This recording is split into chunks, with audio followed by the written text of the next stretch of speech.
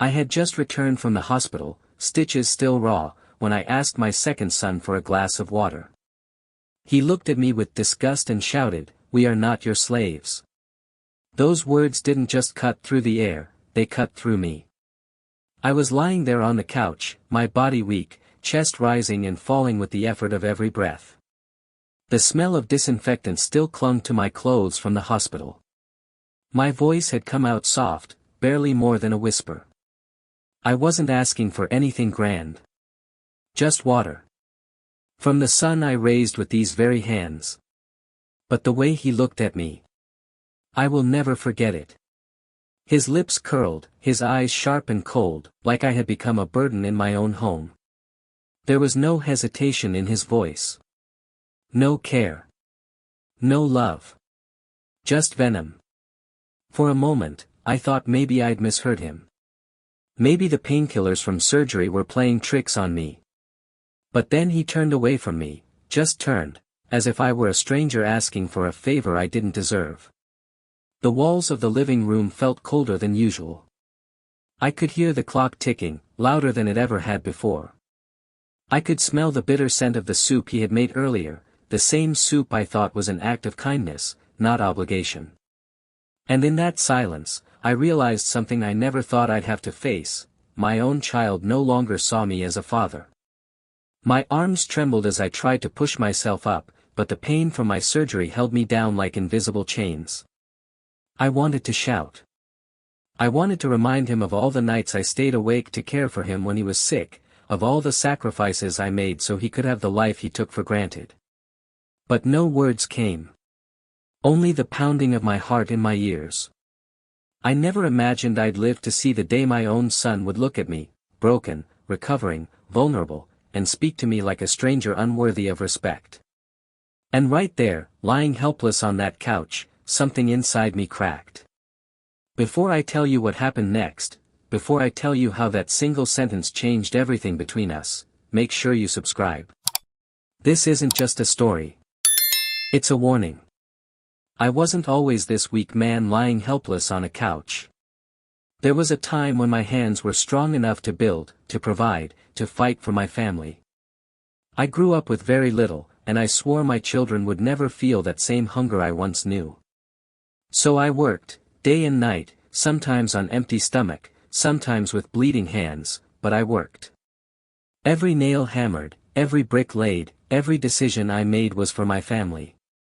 When their mother died, the house fell silent. My boys were still young then. My eldest, Daniel, was 18, already stepping into adulthood. But my second son, Michael, was only 13. A child. And in those early days of grief, I promised their mother at her grave that I would be both father and mother to them. That I would protect them. So I became everything. I cooked, I cleaned, I worked 2 jobs. I carried them through their teenage years the way a man carries weight that's both heavy and precious. Daniel grew to respect that. He became my quiet support, always a little distant, but never ungrateful. But Michael was different.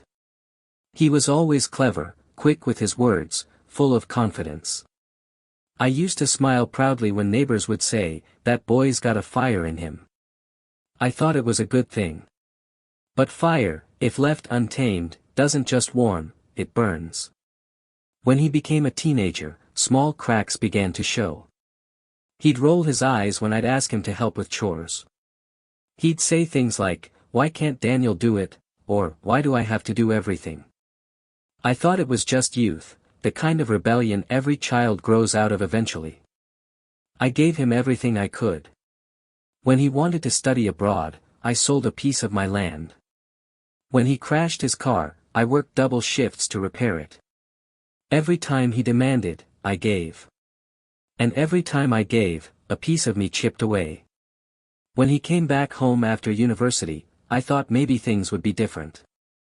I thought he'd grown into a man who understood the value of love and sacrifice. He had a good job. A sharp suit. A confident smile. I believed he'd come home with respect in his heart. But respect is not born from age. It's born from gratitude. And Michael had none left for me. He moved back into the house without asking. Not as a son coming home, but as a man claiming territory. He'd walk in and change the TV channel while I was watching it. Leave the dining table without a word of thanks. Make decisions about the house like he was the owner. I brushed it off at first. He's just tired, I'd tell myself. He'll remember. But he didn't. I'd watched the way Daniel would help me, silently fixing a loose pipe, mowing the lawn, driving me to doctor's appointments. Michael, on the other hand, would walk past me like a stranger passing an old man on the street. There was a day, a few months before my surgery, when I asked him to help me carry some bags from the car.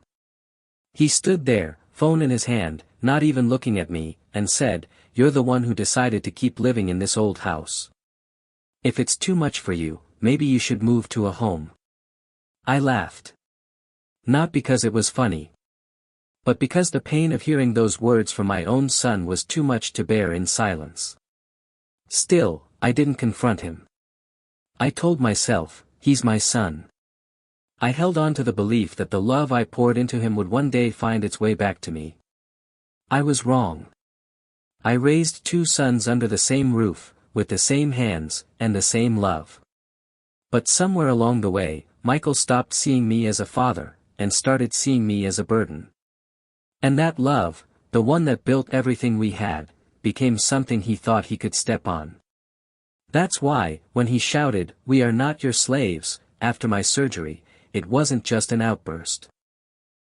It was the sound of years of quiet disrespect finally ripping through the air. And it was in that moment that I realized, the house I built wasn't as united as I thought. The cracks had been there all along. I'd just chosen not to look. Looking back now, I realize the warning signs were always there. Not in grand, dramatic gestures, but in quiet moments. The kind you brush aside because your heart refuses to believe your own child could turn against you. One of the earliest moments I should have paid attention to happened during a family dinner a few months before my surgery. I had spent all day preparing a simple meal, something I always did on Sundays since their mother passed. It wasn't about the food. It was about keeping us connected, reminding us we were still a family. Daniel came to the table quietly, as he always did, and thanked me before sitting down. Michael, on the other hand, walked in with his phone glued to his hand, earbuds in, scrolling without even looking at me. "Dinner's ready," I said gently. He didn't answer. Just sat down, one earbud still in. I tried to ignore the sting in my chest, the way I suddenly felt invisible at my own table. When I reached out to pass him a plate, he pulled back slightly, like it was an inconvenience. "Could you at least look at me when I talk to you?" I asked. He sighed, not a soft sigh, but one that carried annoyance. "Dad, can we not do this every time? I'm tired. Just, eat." Daniel looked at me then, and there was a flicker in his eyes. He saw it too. But he didn't say anything. And neither did I. Because that's what I'd been doing for years, swallowing the hurt to keep the peace. Another time, I asked him to help fix a leaking pipe. It wasn't much, just holding the wrench while I tightened the joint. He leaned against the wall with his arms crossed and said, "You know, most people our age hire people to do this stuff. We don't have to live like we're stuck in the past." We. That word stung. It wasn't we. It was me. It was the life I built, the roof I provided, the house I maintained while he lived under it rent-free. But to him, it was just old, outdated, a burden he had to tolerate. There were more moments like this. Little things. Things a father wants to believe are just temporary.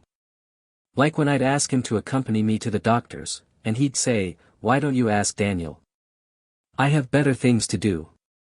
Or when I'd ask him to sit down and talk, and he'd roll his eyes like my words were an interruption, not a conversation. The worst part? He had mastered the art of pretending in front of others. To family friends, he was the charming, successful son. He smiled, called me Dad with just enough warmth to make it look real. But behind closed doors, that warmth turned to ice. Even Daniel noticed it. I remember one evening, he pulled me aside. "Dad," he said quietly, "Michael's not the same anymore. He talks about you like you're holding him back. Like you're slowing him down." I tried to laugh it off. "He's just young," I said. "One day, he'll understand." But Daniel didn't laugh. He just looked at me, the way a man looks at something slowly cracking, knowing it'll break soon. The distance grew wider after that. Michael started making subtle changes, moving furniture around without asking, making decisions about the house like it already belonged to him. It wasn't just disrespect, it was entitlement. He would say things like, "When I take over this place, I'll renovate everything," or "This house needs someone young to make it better." And each time, I'd smile weakly, pretending it didn't hurt. Pretending I wasn't hearing my son erase me from the future of the home I built. One night, I overheard him on the phone with a friend. He was laughing, saying, "Yeah, I'm stuck taking care of the old man, but once I get my hands on the house, it'll all be worth it." I stood in the hallway in the dark, holding my breath so he wouldn't hear me. My heart pounded, not because I was angry, but because something inside me broke in that moment. That was the first time I stopped recognizing my son. Still, I said nothing. Because I believed blood was thicker than bitterness. Because I believed love was stronger than greed. But the truth is, silence doesn't fix cracks. It feeds them. And by the time my surgery came, those cracks had already split the foundation wide open. The outburst, "We are not your slaves," didn't come out of nowhere. It was the echo of years of quiet disrespect finally finding its voice. The day everything truly broke began in the most ordinary way imaginable. I'd just returned home from the hospital after my surgery. My body felt like it had been carved open and stitched back together with fire. Every movement sent a ripple of pain through me. My hands trembled just trying to hold the edge of the blanket. Daniel helped me out of the car that morning. He moved gently, the way someone does when they care more than they say. He opened the door, helped me to the couch, and placed a pillow behind my back. "You just rest, Dad. Don't move around too much," he said quietly. His voice was steady, but I could see the worry in his eyes. Michael wasn't home when we arrived. He came in later, loud and careless, the way people walk when they've never carried anyone's weight but their own. His shoes thudded against the wooden floor. He didn't even ask how I was doing. I remember the sunlight streaming through the window, slicing through the living room like a blade. I could hear Daniel in the kitchen making something warm for me to eat. My throat was dry, painfully so. I swallowed and called out softly, "Michael, can you please bring me a glass of water?" He stopped in the hallway. For a moment, there was silence. And then he turned around slowly, like I'd just said something that offended him. He looked at me, really looked at me. Not with the eyes of a son, but with the cold detachment of someone staring at a burden. "Water?" he repeated, his voice flat. I nodded weakly. "Yes, just a glass of water." His face twisted into something I had never seen before. A sneer. A look of someone who believed they were above me. And then he said it. "We are not your slaves." The words hit the room like a thunderclap. Daniel froze in the kitchen doorway. My chest tightened, not from the surgery, but from the weight of that sentence. For a few seconds, I didn't move. I didn't breathe. I thought maybe I'd imagined it. Maybe my pain medication was playing tricks on me. But no, he was standing there, arms folded, jaw set, looking at me like I had no right to ask for something as simple as water. "You can walk, can't you?" he added coldly. "Or just wait until Daniel brings it. I'm not your servant." Daniel stepped forward. "Michael, what the hell is wrong with you?" Michael turned on him. "What?" "I'm just saying what everyone thinks." He expects us to wait on him hand and foot. It's exhausting. I have a life too, you know. I couldn't believe the words I was hearing. After everything I'd done for him, after everything I had given him, this was what he saw me as. A weight. A chore. An inconvenience. Daniel slammed the glass he was holding on the counter, his voice sharp. You're unbelievable. He just had surgery. But Michael wasn't listening. He just shook his head, muttered something under his breath, and walked to his room, slamming the door behind him. The silence he left behind was louder than any shouting could have been. I sank back into the couch, my hand over my chest. Not because of the pain from the stitches, but because something inside me had cracked. This wasn't a son who was tired. This was a son who no longer saw me as his father. Daniel brought me the glass of water and knelt beside me like he used to when he was a little boy trying to fix something with his small hands. Don't listen to him, Dad, he whispered. He's changed. But I'm here. I'll always be here. I forced a small nod, but my throat burned as the water slid down. That night, the house was quiet. Michael stayed in his room, laughing into his phone as if nothing had happened. Daniel checked on me every hour. And I lay awake staring at the ceiling. I replayed that sentence over and over again. We are not your slaves. It wasn't just disrespect. It was a declaration. A line drawn between us. For years, I'd convinced myself that the cracks in our bond were temporary. That love would be enough to bridge them. But lying there in pain, listening to my son's careless laughter, I understood something painful and final: the boy I raised was gone. And in his place stood a man who saw my weakness as an opportunity to discard me. That night, as my heart burned quietly in the dark, I made a silent promise to myself. This house may have cracks, but I would not be buried in them. And the son who treated me like a burden was about to learn that a father who's given everything can also take everything back. After that night, something in the house shifted. I felt it in the way Michael walked through the hallways, like he owned the air. I saw it in the way he looked at me, not as a father who raised him, but as an old man taking up space. It wasn't a single explosion anymore. It was a slow storm gathering strength in every small moment. The first sign came 3 days after my surgery. I had woken up in pain and tried to get up to make myself some tea. Before I could even sit up properly, Michael appeared in the living room doorway with his arms crossed, a cold smirk on his face. "What are you doing?" he asked. "I just need to make some tea," I said quietly. He tilted his head, not out of concern, but like someone irritated by noise. "Daniel told me you're supposed to rest. So just rest.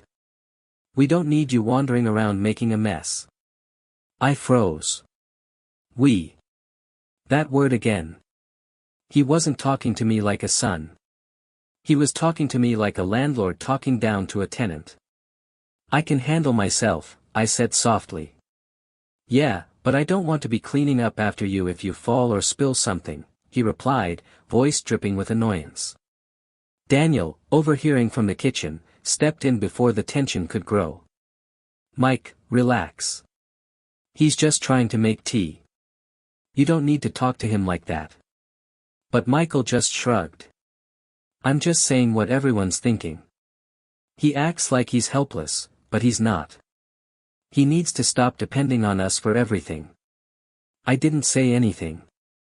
I just sat back down, the hot sting of humiliation burning through my chest more than the surgical pain ever could. Over the next few days, little things started happening. He began moving my personal items around. My walking stick wasn't where I left it, my medication drawer was reorganized, and even the armchair I always sat in was pushed aside to make space. The house that I built with my hands, the home that held my wife's laughter and my children's footsteps, was slowly becoming a place where I felt like an intruder. One morning, I woke to find Michael sitting at the dining table with some papers spread out in front of him.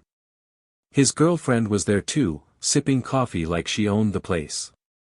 She looked up at me with the kind of polite disgust people reserve for things they don't respect but can't quite throw out. Michael looked up from the papers and said casually, "You know, Dad, we should start thinking about what's next." I frowned. Next? He leaned back, lacing his fingers behind his head like a man discussing business. Yeah. This house is old. It's a lot to maintain. You're not exactly in the best shape anymore. It might be smarter to downsize, sell this place, move somewhere smaller. Maybe a care home.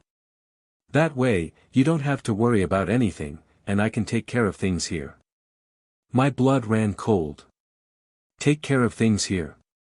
He nodded, as if he was doing me a favor. Yeah. I can handle the sale, deal with the finances, fix it up. You can rest easy. It's what's best for everyone. Everyone. Meaning himself. Daniel, who had just entered the room, stopped in his tracks. You're talking like he's not sitting right here, Mike, he said sharply. Michael turned to him, irritation flaring. I'm trying to be practical, Daniel.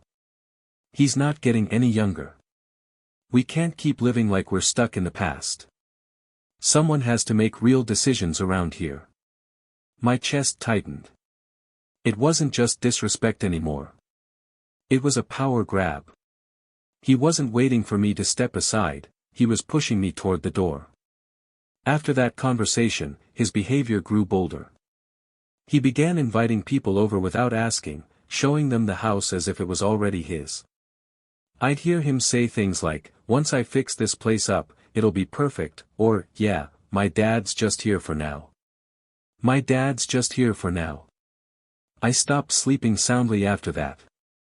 I'd wake up in the middle of the night to the sound of him walking around, opening drawers, moving things. It was like the walls were slowly closing in. Daniel tried to intervene more than once. He'd argue with Michael, shouting in the kitchen while I listened from the hallway, gripping my cane until my knuckles turned white. But Michael was relentless. "You're too soft," he told Daniel. "This house needs someone who isn't afraid to make tough choices." What he really meant was someone who isn't afraid to erase our father. The final straw came one evening when Daniel and I were in the living room watching TV. Michael walked in and, without asking, turned it off. "I've been talking to a realtor," he said. "We can get a good price for this place. I'm setting up a meeting next week." Daniel shot up from the couch.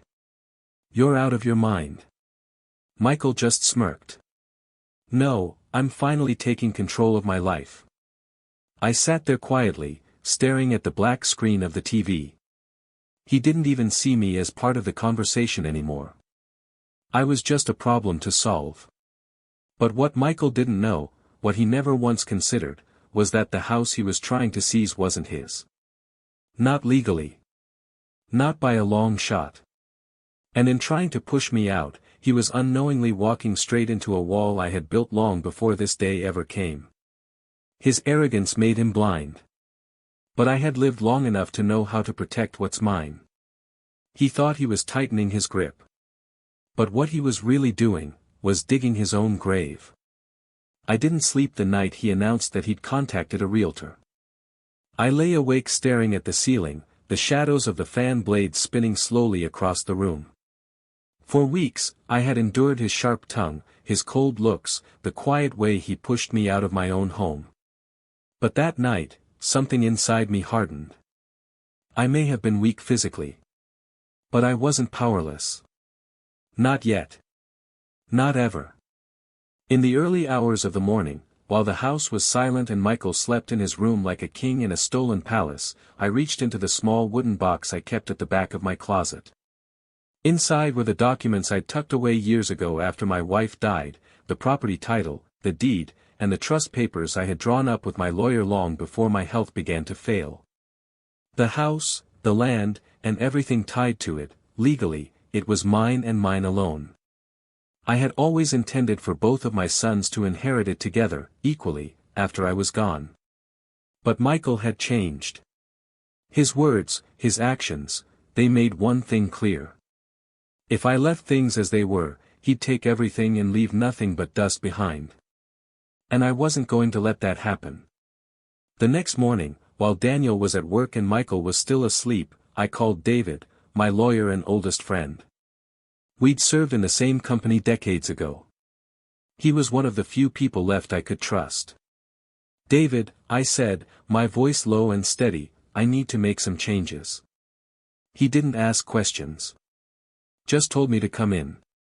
Daniel drove me to David's office under the pretense of a routine doctor's appointment. I didn't want Michael to know where I was going. As we pulled up outside the old building, Daniel turned to me and asked, "Dad, what's going on?" I looked at him carefully, seeing the same quiet loyalty he had always shown me. "I'm just making sure that everything I built ends up where it truly belongs," I said softly. Inside David's office, the old wooden floors creaked as I sat down. He poured me a cup of tea, just like he always did, then slid my file across the desk. "I kept everything exactly where you left it," he said. "What do you want to change?" I took a deep breath, steadying the anger in my chest. "I want to secure everything, every inch of the property, every asset. I want it protected under my sole ownership and moved into a trust. Michael doesn't get to touch a thing. Not now. Not ever." David's eyes narrowed slightly. He had known me long enough to understand that I wasn't speaking out of impulse. This wasn't a father acting out of spite. This was a man who had been pushed too far. Within an hour, the legal adjustments were underway. The trust was updated. The power of attorney was removed from Michael's reach, something I had once considered granting him when I was recovering from surgery. Instead, Daniel was appointed as the secondary trustee. When the final paper slid across the table, I pressed my signature at the bottom in slow, deliberate strokes. With each pen stroke, it felt like I was reclaiming something that had been slipping away. "This," David said, tapping the documents, "means no one can sell or transfer anything without your approval. Not even your sons. And if anything happens to you, the trust goes exactly where you decide. It's ironclad." I nodded slowly. "Good. That's exactly what I want." On the drive home, I watched the world roll by through the window. Everything looked ordinary, but inside me, the balance had shifted. When we returned, Michael was sprawled across the couch, laughing into his phone. He didn't even glance at me. To him, I was already a guest in my own home. He didn't know I'd just taken everything back, silently, without warning. That night, as the house grew quiet again, I sat in my armchair, the trust documents safely locked away in the same box I'd pulled them from. For the first time in weeks, I didn't feel like prey. I felt steady. Grounded. I had the power. And what Michael didn't realize was that the game he thought he was winning had already been decided without him. He thought my silence meant weakness. But silence, in the hands of an old man who has built everything from nothing, is a weapon. He thought he had taken control of the house. But now, I was the storm standing between him and everything he believed was already his. He was walking deeper into a trap of his own arrogance. And I wasn't going to stop him. I was going to let him walk right to the edge. Then watch as he learned the cost of underestimating the man who gave him everything. The best part about power is that when you hold it quietly, no one sees it coming. Michael strutted through the house like a king who'd already claimed his kingdom, but in truth, the crown sat in my hands, and I didn't need to wear it to own it. After my visit to David's office, I didn't confront Michael. I didn't shout.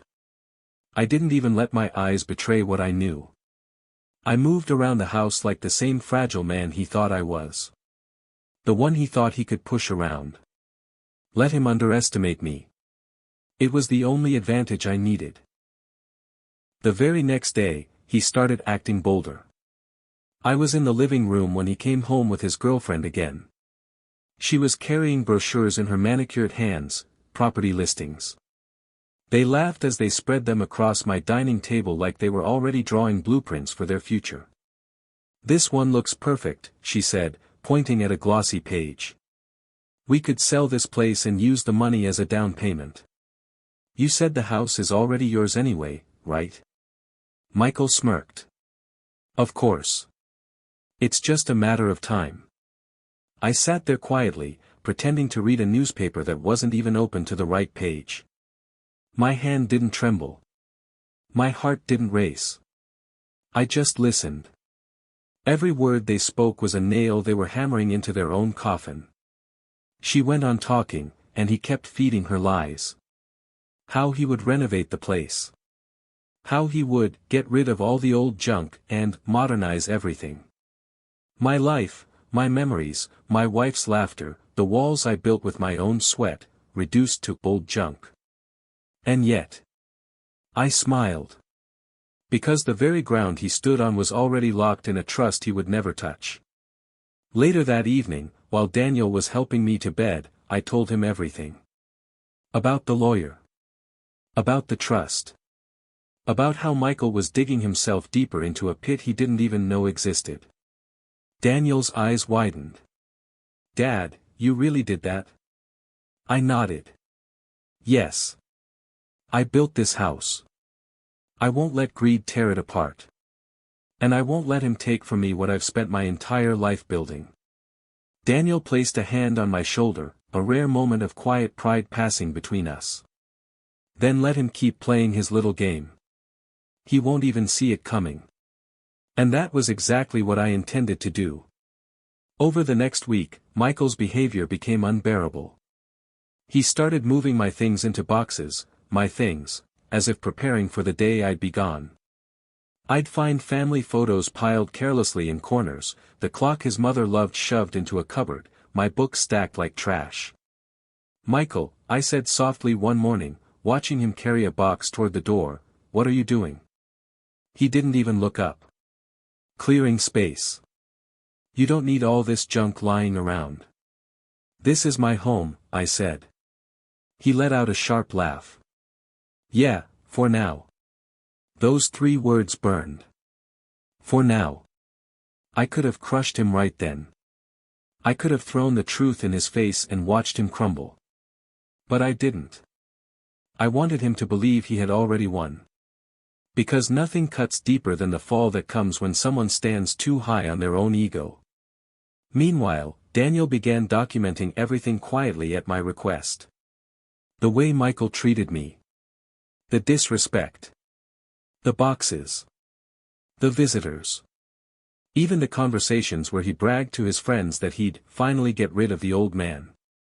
I didn't ask Daniel to spy on his brother out of hatred, I did it to protect myself. The real turning point came when Michael announced, smug as ever, that the realtor would be coming for an appraisal. He stood in front of me like a man declaring war on a kingdom he thought was defenseless. This house is going to bring in a good price, he said, grinning. I'll handle everything. I looked him straight in the eye for the first time in weeks. Do what you must, I said calmly. He smirked, not realizing that he was marching himself right to the edge. 2 days later, the realtor arrived. Michael greeted him at the door like a proud owner, showing him around, speaking about his plans. I followed behind slowly with my cane, silent but watching everything. When the realtor asked, "Are you the homeowner?" Michael answered without hesitation. "Yes, I am." But the realtor turned to me. "Sir, you're on the deed, correct? I'll need your signature for any further process." The look on Michael's face was priceless.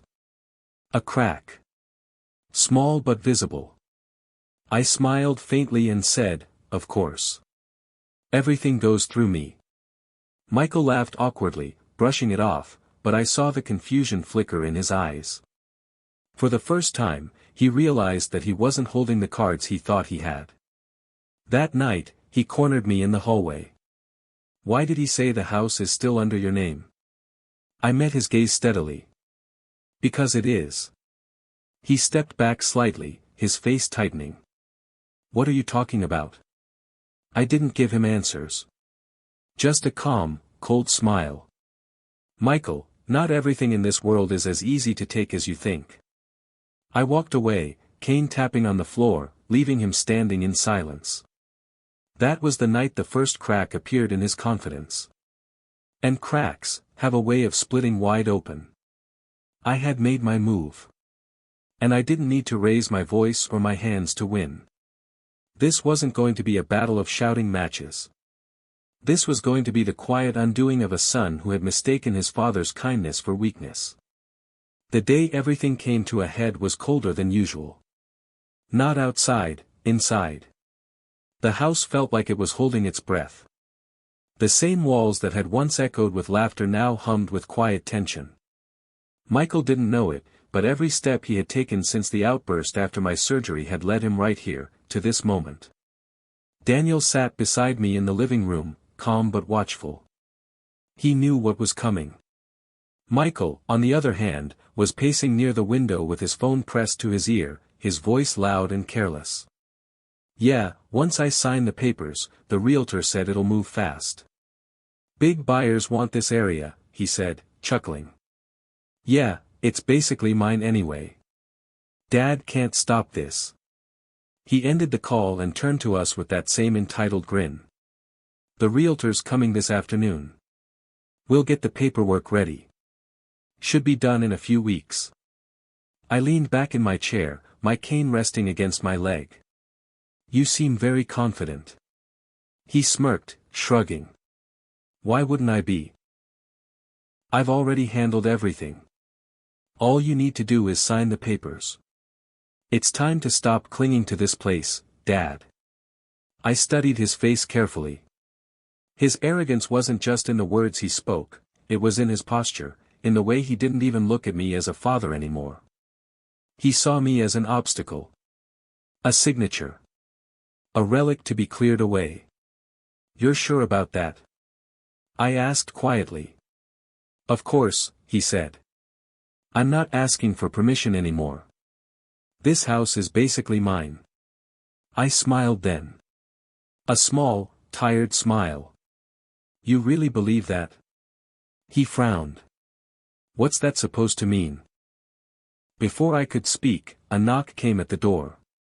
It was David, my lawyer. He stepped in, his suit neat and his presence quiet but commanding. Michael's frown deepened immediately. "Why is he here?" "I asked him to come," I said, leaning on my cane as I slowly rose to my feet. "Since we're talking about selling the house, I thought it was only fair everyone involved be here." Michael crossed his arms, clearly irritated. "Dad, this is unnecessary." "It's very necessary," I cut in. My voice wasn't loud, but it carried something it hadn't in a long time. "Wait." David sat down at the dining table and opened his briefcase. He laid out a stack of documents neatly. "Michael," he said calmly, "you've been making plans for a property that does not, and has never, legally belonged to you. Your father is the sole owner. And as of last week, everything tied to this estate has been placed into a private trust." The silence that followed was thick, like a heavy curtain had just dropped over the room. Michael blinked. "What?" David continued, matter of fact. "Even if your father were to pass tomorrow, the trust is designed to bypass any individual claims. Which means no one, not even family, can sell, mortgage, or alter this property without the trustee's permission. And the trustee is not you."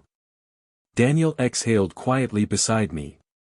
I could see his jaw unclench for the first time in weeks. Michael laughed, not because he found it funny, but because he didn't know what else to do.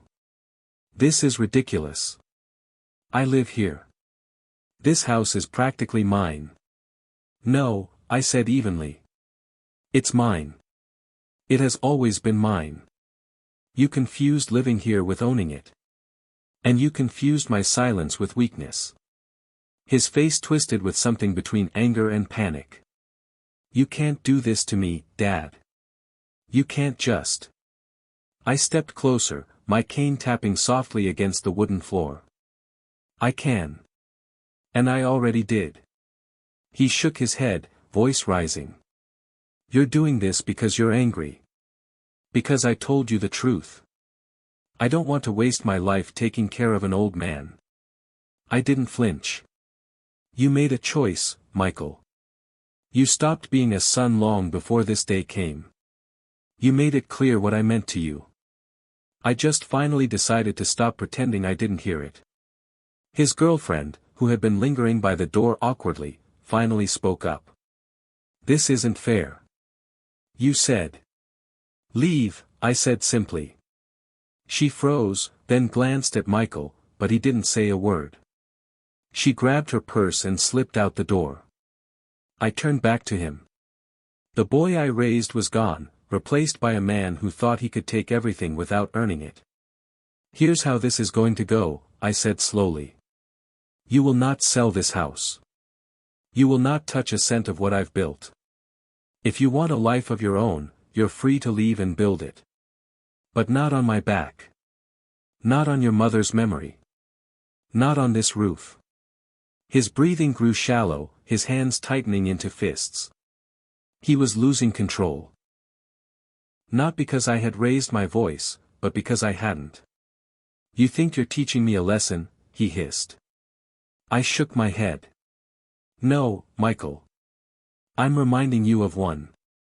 Respect isn't a gift. It's a debt. One you never bothered to pay.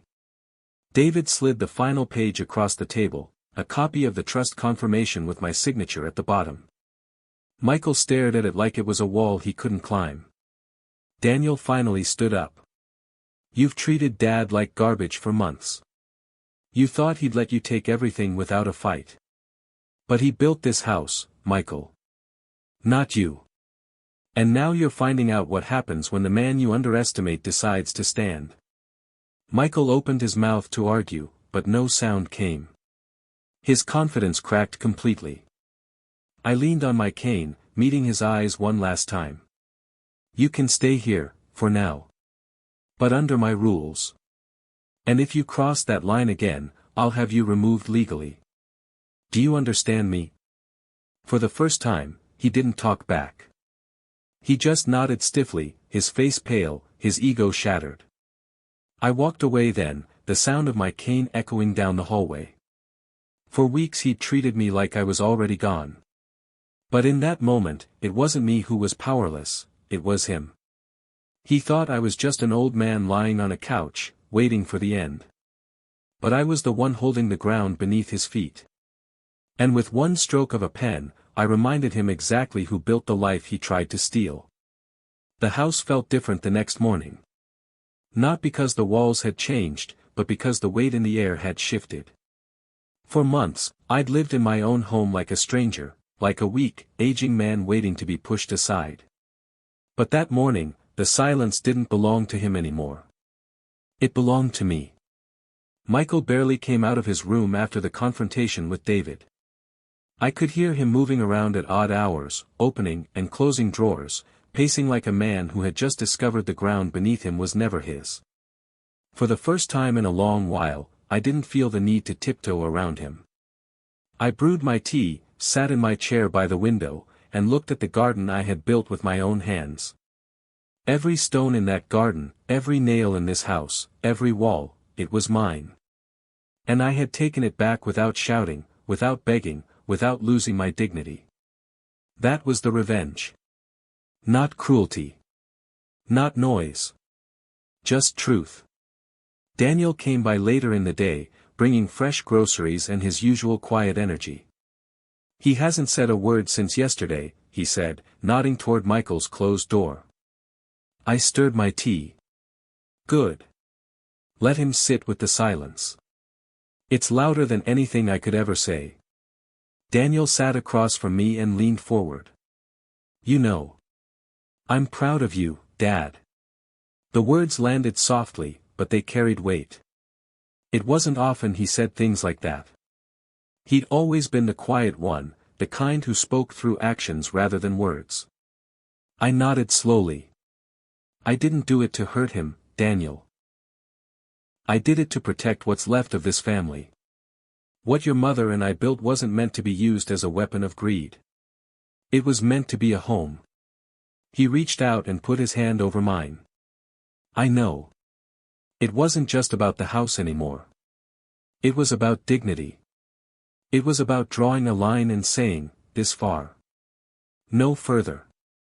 The following week, I made more decisions. Quiet ones. Powerful ones. I updated my will, ensuring that Daniel, who had shown respect and loyalty without asking for anything, would inherit the house through the trust. Michael's name was removed entirely. Not out of spite, but because love without respect has no place in legacy. I also left instructions that a portion of my savings would go toward a scholarship fund in my wife's name. Something good. Something lasting. Something Michael's greed could never touch. The real poetic part of it all. Michael didn't even see it coming. While he was pacing in his room, stewing in the realization that he had lost everything he thought he'd gained, I was building something stronger, something he couldn't break. About 10 days after the confrontation, he finally spoke. He came into the living room one evening, hands shoved in his pockets, face pale and hollow. "I can't believe you do this to me," he said, his voice smaller than I'd ever heard it. "I didn't look up from my book. I didn't do anything to you, Michael. You did this to yourself." "I'm your son," he muttered. I closed the book slowly and met his eyes. "Yes. And I loved you like only a father could. But being my son doesn't give you the right to destroy everything I built. Love isn't a weapon. It's a gift. And you treated it like trash." He flinched, his jaw tightening. For once, he didn't have a comeback. "You threw away my trust the moment you opened your mouth and shouted at me when I needed you most," I said quietly. "Do you remember that day? Lying on the couch, asking for a glass of water?"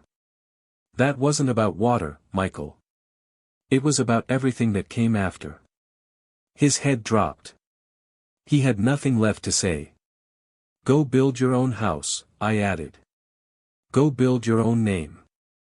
Because this one is no longer yours to claim." He turned and walked away, slower than usual. No slamming doors this time. Just silence. Later that night, Daniel found me in the living room again, staring at the framed photo of their mother on the mantel. She was smiling in the picture, sunlight in her hair. "Mom would have been proud of you," Daniel said softly. I exhaled slowly, my chest warm with something quiet and steady. Not victory. Not vengeance. Just peace. Michael's cruelty had tried to make me small, but my silence and preparation had made me strong again. And the best part? He had no one to blame but himself. Loudspeaker, and if you've ever been hurt by someone you love, someone who forgot your worth, make sure you subscribe. Because stories like this aren't just about pain, they're about taking your dignity back. As I turned off the lights that night, I walked through the house slowly. Not as a man waiting for it to be taken from him, but as a man who had reclaimed it. That was the sweetest part of all. Not revenge served cold. Revenge served quiet. In the weeks that followed, the house became quiet again, but this time, it was a different kind of quiet. Not the suffocating silence of fear, but the stillness of peace. For the first time in months, I could sit in my living room without feeling like an intruder in my own home. The walls that once echoed with tension now held their breath in a kind of calm acceptance.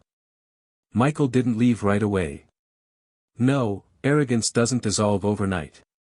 At first, he stayed locked in his room, pacing, making phone calls that ended with slammed doors and muffled curses. I didn't ask what he was planning. I didn't care. Whatever fantasies he had about this house, they were dead now. Eventually, he started spending less and less time here. I'd hear the door close late at night and open again only in the afternoon. He avoided looking me in the eye. Avoided Daniel entirely. All that confidence he once wore like armor had been stripped away. And in its place was something he'd never felt before, consequence. I didn't push him out. I didn't have to. The house no longer bent to his will. The power he thought he had evaporated the moment the truth was laid bare. Daniel and I grew closer during that time. He began spending more evenings here, cooking dinner, sharing quiet conversations that didn't need to be filled with explanations.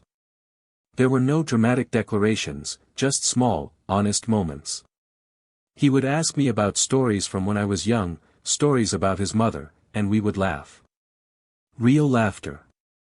Something I hadn't heard in this house for far too long. One afternoon, as we sat on the porch watching the sun drop behind the trees, Daniel spoke softly. "I still can't believe he treated you like that, Dad." I sighed, leaning on my cane. "You can give a child everything, but you can't control who they become." "I gave him love, Daniel. He chose what to do with it." Daniel nodded, his jaw tightening. "He doesn't deserve this house." "He doesn't," I said simply. "And that's why he won't have it." A few weeks later, Michael came into the living room with a single duffel bag slung over his shoulder. He didn't say much. Just stood there, shifting uncomfortably like a boy caught in a lie. "I'm moving out," he muttered. I looked up from my chair. "Good." He flinched slightly, like he had expected me to beg him to stay. But I didn't. He stared at me for a few more seconds, maybe hoping for some grand speech, some soft forgiveness he didn't deserve. But I had no more speeches left. All I had was the truth, and he already knew it. He walked out without another word. The door closed behind him with a soft click. No shouting. No drama. Just finality. I didn't feel victorious. I didn't feel bitter either. I felt free. In the days after he left, I started reclaiming little corners of the house he had tried to take from me. I moved my books back onto the shelf he'd cleared. I rehung the clock he'd called old junk. I placed my wife's framed photograph back on the mantel where it belonged. Every piece I returned to its place felt like breathing again after months underwater. Daniel and I planted new flowers in the front garden that spring. The sun was warm on my skin, the soil soft between my fingers. He laughed when I made him dig a little deeper. "You're still bossing me around, old man," he joked. And I smiled. Because this was how it should have been all along. Respect, not resentment. I didn't hate Michael. I refused to let hatred take root where love once lived. But I also refused to let him trample over me again. My silence was no longer a shield for his disrespect. It was a boundary. One carved into stone. Months passed, and word got around that he was struggling. Not because I wished it, but because choices have weight. When people build their lives on what they think they're owed instead of what they've earned, the ground eventually crumbles beneath them. I never turned my back on him completely. When he called once, voice low, pride cracked, I listened. But I didn't hand him the keys to my world again. I told him, "If you want respect, Michael, you build it. You don't demand it." He was silent for a long time before whispering, "I understand." Maybe he did. Maybe he didn't. But for me, that was enough. Loudspeaker. And if you've ever been betrayed by someone you love, if you've ever been pushed aside by those who should have lifted you up, make sure you subscribe. Because sometimes, the best revenge isn't shouting. It's taking back your life, piece by piece. That night, I sat on the porch with Daniel again. The house glowed softly behind us, not just a structure of bricks and wood, but a symbol. A reminder that strength doesn't always roar. Sometimes it stands quiet, unshakable, waiting for the storm to pass. Michael had tried to take everything from me. Instead, I found myself again. I lifted my cup of tea, let the warm air fill my lungs, and smiled at the horizon. This house was mine. My dignity was mine. And finally, my peace was mine too.